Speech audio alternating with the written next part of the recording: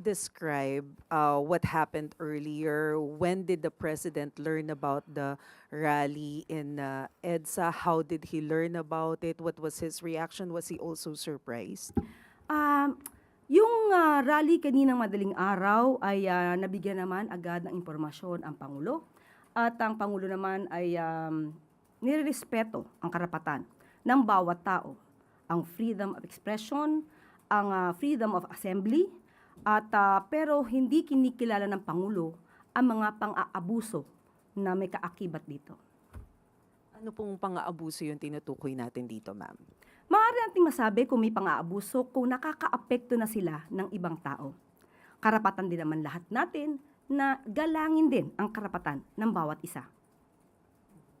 Ano po yung instruction ni Presidente when he learned about this rally? What did he tell the people in authority?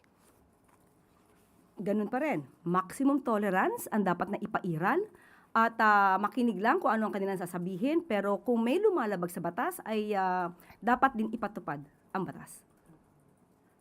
Pero dito po sa Malacanang, may nakita po ba tayo na dahilan para mas maghigpit ng security? Naka-heightened alert po ba yung Presidential Security Command? Nagmo-monitor po ang Pangulo. Nagmo-monitor po sa mga galaw, hindi para lamang sa palasyo, kundi para sa taong bayan na naaapektuhan, na naiipit sa trapiko dulot nitong rally or protesta. Does Malacanang see this as a threat, ma'am? Wala pong nakikitang threat dahil alam naman po ng Pangulo na ang kanyang ginagawa ay para sa taong bayan.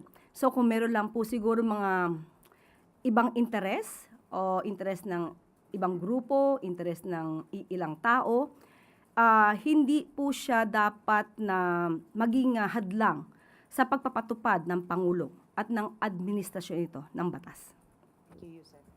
Yung sunod na tanong mula kay Katrina Domingo, ABS-CBN.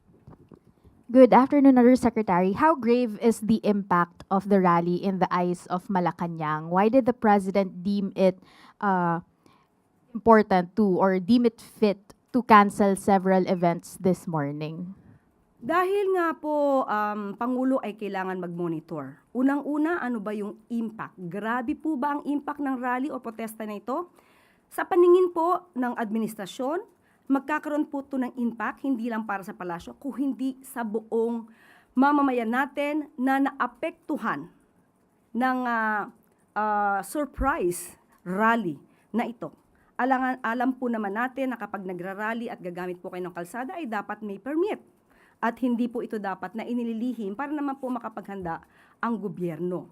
So, magkakaroon po ito ng impact sa bawat tao, sa bawat trabahador, sa bawat estudyante, sa bawat pasyente na nakasakay sa ambulansya na dadaan sana sa EDSA. Lahat ng ito, pati tayo rito, ay maaapektuhan. Maaapektuhan tayo dahil sa ipinaglalaban ba nila ang isang karapatan? Karapatan ba ni Senator Marcoleta?